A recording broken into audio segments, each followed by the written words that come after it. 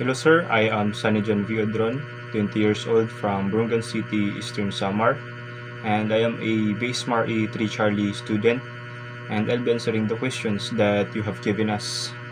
So my answer for number 1 is that the fine-tuning of the universe refers to the precise values of physical constants that allow us to exist.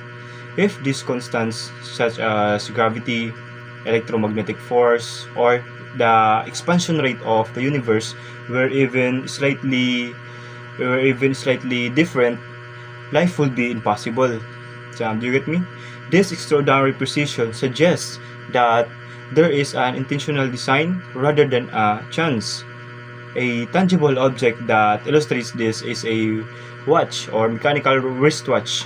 A watch has many parts, gears, springs, and hands, each precisely arranged to function correctly. Even if one part is misplaced here, the watch fails. We reasonably conclude that a watch has a designer, not that it is formed by an accident. So everything has a purpose. Similarly, the universe operates under exact laws and constants that are far more complex than a watch. Scientific findings shows that the probability of constants aligning by chance is extremely low.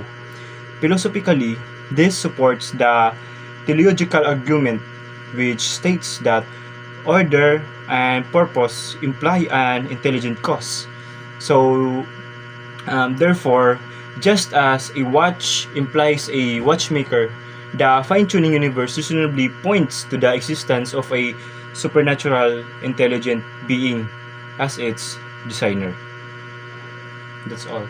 And my answer for question number 2 is that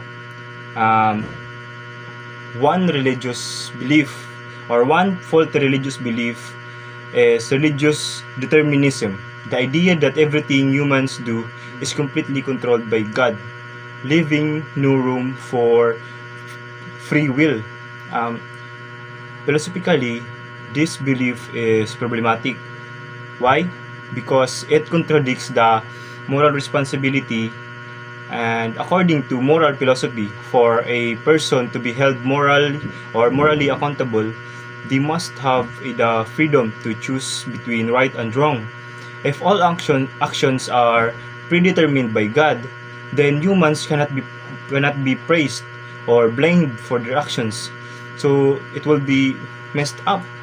So this belief violates the logical consistency. Punishment and reward lose their meaning if individuals have no real choice.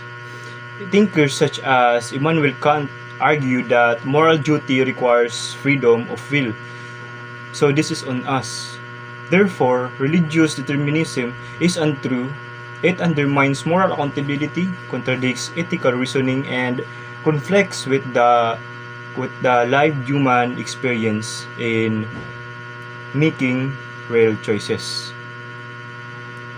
And that is all for my answer, sir. Thank you.